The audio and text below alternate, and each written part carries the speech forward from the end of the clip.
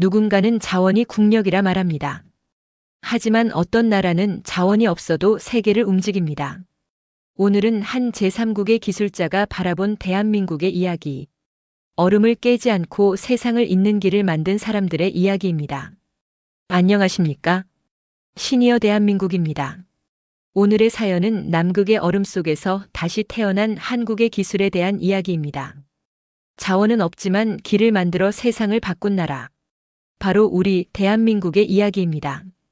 그럼 지금부터 이야기 시작하겠습니다. 칠레 남단 푼타 아레나스 항구. 남미 대륙의 끝, 남극으로 가는 마지막 관문.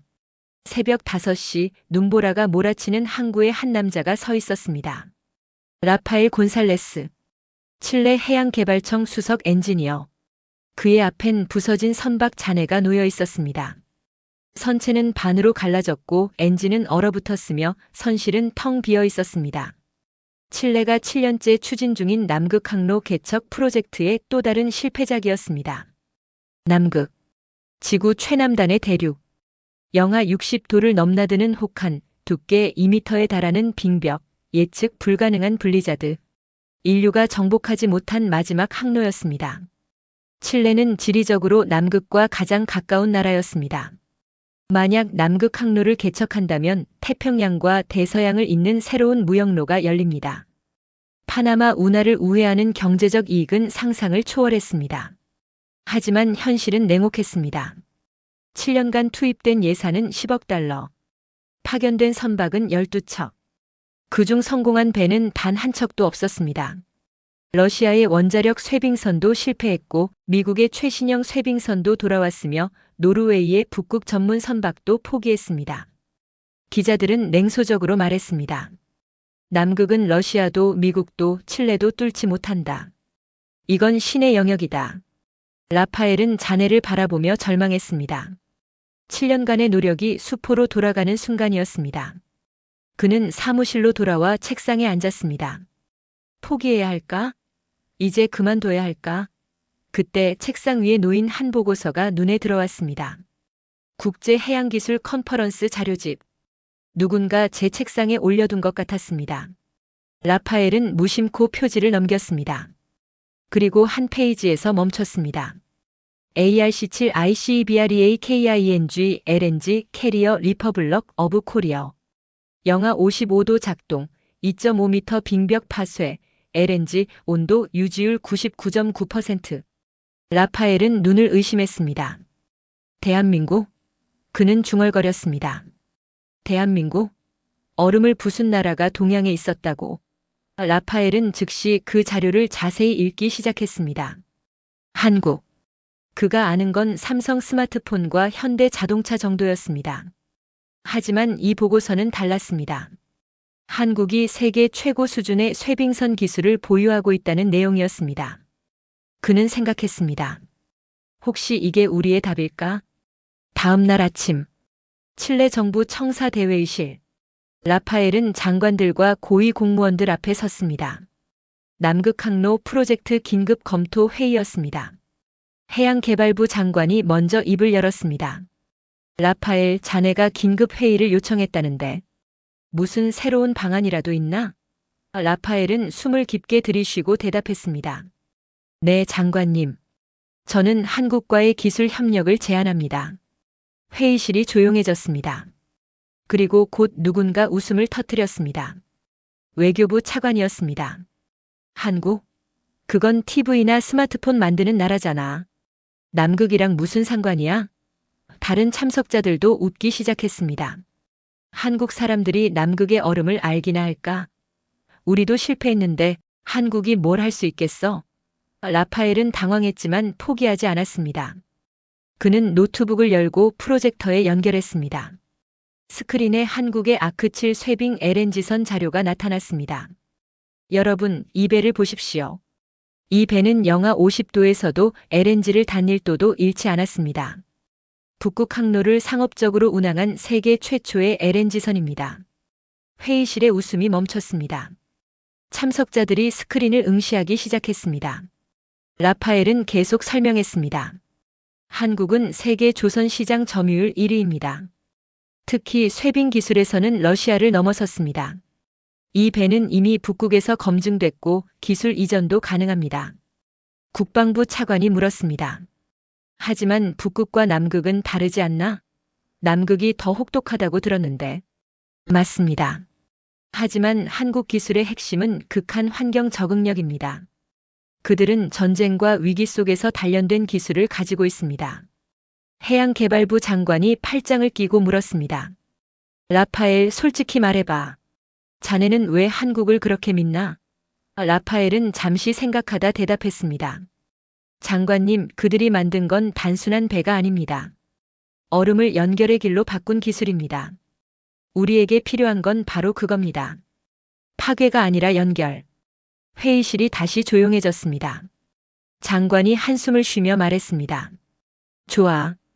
비공식적으로 접촉해보게. 하지만 기대는 하지 말게. 한국이 우리를 도와줄 이유가 없으니까. 라파엘은 고개를 끄덕였습니다. 하지만 그는 확신했습니다. 한국이라면 가능하다고. 2주 후, 대한민국 부산. 라파엘은 칠레 정부의 비공식 사절단으로 한국을 방문했습니다.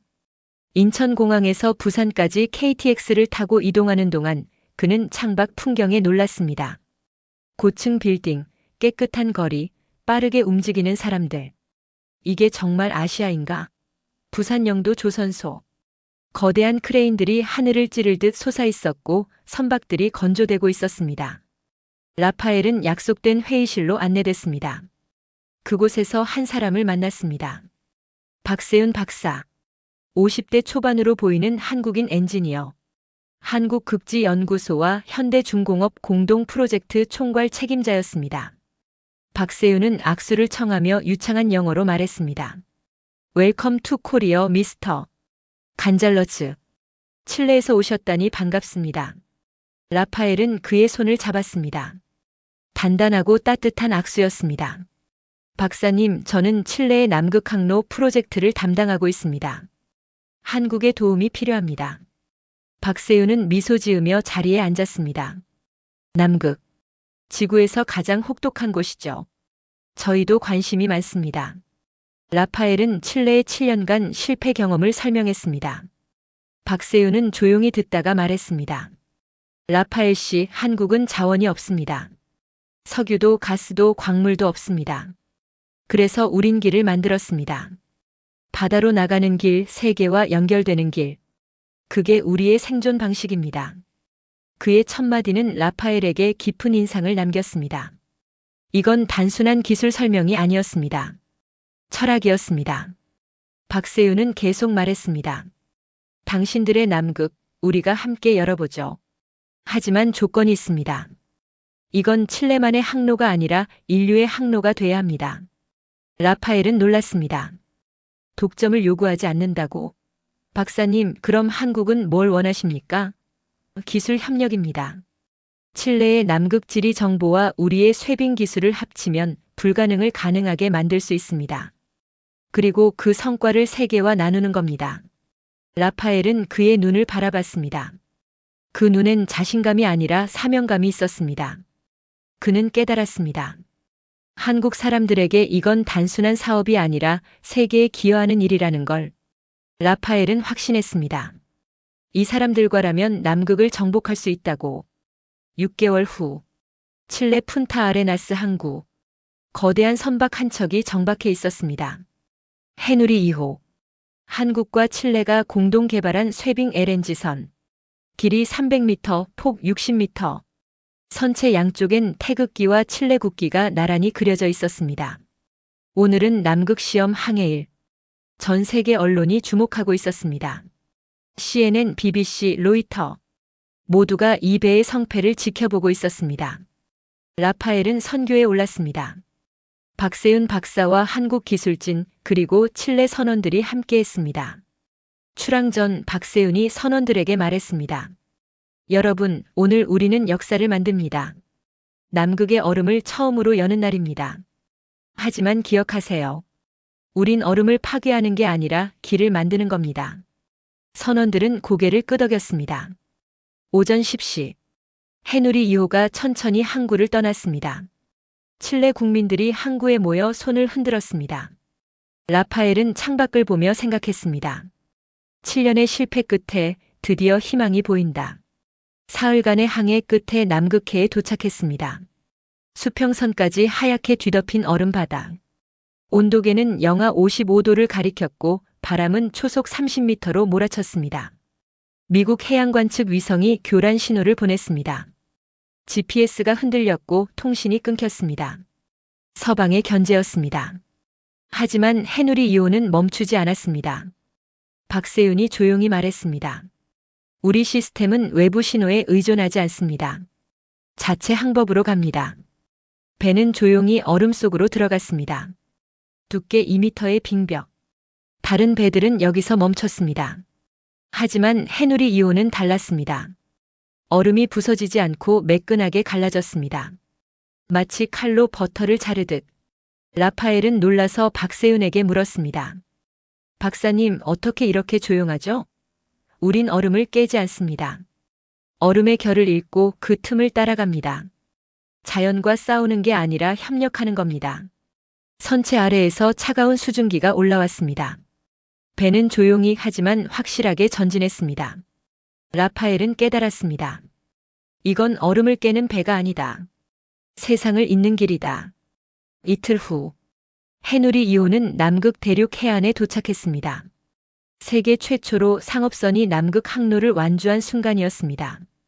전 세계 해양 위성에 메시지가 떴습니다. 더 퍼스트 패서지 투 더 사우스 바이 코리어. 세계는 충격에 빠졌습니다. 해누리 2호의 남극 항로 개척 성공 소식이 전 세계를 뒤흔들었습니다. 각국 언론이 일제히 보도했습니다. 한국, 남극 항로 최초 개척. 칠레-한국 협력 불가능을 가능하게 남극, 더 이상 금단의 땅이 아니다 하지만 반응은 엇갈렸습니다. 찬사와 함께 경계의 목소리도 높았습니다. 미국 국무부는 성명을 발표했습니다. 한국의 남극 진출은 국제 해양 질서에 혼란을 줄 수 있다. 기술의 무분별한 확산을 경계한다. 중국 외교부도 논평을 냈습니다. 남극은 인류 공동의 자산이다. 특정 국가가 항로를 독점하려는 시도는 용납될 수 없다. 러시아는 더 직접적이었습니다. 한국 기술은 검증되지 않았다. 남극 환경을 파괴할 위험이 있다. 강대국들의 본심은 명확했습니다. 자신들이 실패한 항로를 한국이 열었다는 게 자존심 상했고 무엇보다 새로운 경쟁자가 등장한 게 두려웠습니다. 칠레 정부도 압박을 받기 시작했습니다. 미국 대사가 직접 칠레 외교부를 방문했습니다. 한국과의 협력을 재고하시오. 미국과의 관계에 영향을 줄 수 있어. 유럽연합도 우려를 표명했습니다. 칠레가 한국 편만 들면 서방 시장에서 불이익을 받을 수 있다. 칠레 내부에서도 논란이 일었습니다. 일부 정치인들은 미국 눈치를 봐야 한다고 주장했고 다른 이들은 한국과의 협력을 지속해야 한다고 맞섰습니다. 라파엘은 회의실에서 그 논쟁을 지켜봤습니다. 그리고 마이크를 잡았습니다. 여러분, 우리가 7년간 실패한 이유를 아십니까? 우리 기술이 부족해서가 아닙니다. 우리가 늘 강대국 눈치를 봤기 때문입니다. 회의실이 조용해졌습니다. 한국은 우리에게 기술을 줬습니다. 그것도 공짜로가 아니라 파트너로서. 우리는 이제 선택해야 합니다. 강대국의 그림자 속에서 살 것인가 아니면 우리 길을 갈 것인가. 부산에 있던 박세윤 박사에게도 압박이 들어왔습니다. 한국 외교부에서 연락이 왔습니다. 박 박사, 미국이 불편해하고 있습니다. 프로젝트를 축소할 수 없겠습니까? 박세윤은 단호히 대답했습니다. 우린 패권을 원하지 않습니다. 세상을 연결할 뿐입니다. 그게 잘못됐다면 제가 책임지겠습니다. 라파엘은 그 소식을 듣고 조용히 중얼거렸습니다. 칠레는 바다를 가졌지만 길은 없었다. 한국은 자원이 없지만 세상을 잇는 길을 만들었다. 석 달 후, 남극 대륙 해안. 해누리 2호가 정식 상업 운항을 시작했습니다. 칠레와 한국은 남극 항로 공동 운영 협정을 체결했고 세계 각국의 항로 사용을 개방했습니다. 독점하지 않았습니다. 함께 나눴습니다. 그날 남극의 해가 떠올랐습니다. 지평선 너머로 붉은 태양이 천천히 모습을 드러냈습니다. 얼음 위로 햇살이 부서지며 무지개 빛을 만들었습니다. 라파엘은 눈 덮인 갑판에 서 있었습니다. 옆엔 박세윤 박사가 함께 있었습니다. 멀리 칠레 국기와 태극기가 나란히 휘날리고 있었습니다. 라파엘이 조용히 말했습니다. 박사님, 이 길은 누구의 것도 아닙니다. 인류의 길입니다. 박세윤은 미소 지으며 대답했습니다. 맞습니다. 우린 얼음을 깬 게 아닙니다. 서로의 벽을 깼을 뿐이죠. 라파엘은 품속에서 항해 일지를 꺼냈습니다. 마지막 페이지를 펼치고 만년필로 천천히 문장을 적었습니다. 역사는 자원을 가진 나라가 아니라 길을 만든 나라를 기억할 것이다. 그리고 오늘 남극의 얼음 위에 새로운 역사가 쓰였다. 그는 만년필을 멈추고 다시 한 줄을 추가했습니다. 그 길을 연 나라의 이름은 대한민국이었다. 끝없는 빙하, 푸른 하늘, 그리고 그 위를 조용히 항해하는 해누리 2호. 배의 뒤로 갈라진 얼음 사이로 푸른 바닷길이 열립니다. 한때 작다고 무시당했던 나라. 자원도 땅도 넉넉하지 않았던 나라. 하지만 그들은 멈추지 않았습니다. 바다로 나갔고 얼음을 가르고 세계를 연결했습니다. 70년 전 전쟁의 폐허였던 이 나라는 이제 인류의 마지막 항로를 엽니다. 북극도 남극도 그 어떤 얼음도 막을 수 없습니다. 남극의 기적 대한민국. 길을 만든 나라가 역사를 만든다. 오늘 이야기가 마음에 와닿으셨다면 채널을 구독하시고 앞으로도 함께 따뜻한 이야기 이어가 주세요. 오늘도 좋은 하루 되시고 지금까지 시니어 대한민국이었습니다. 감사합니다.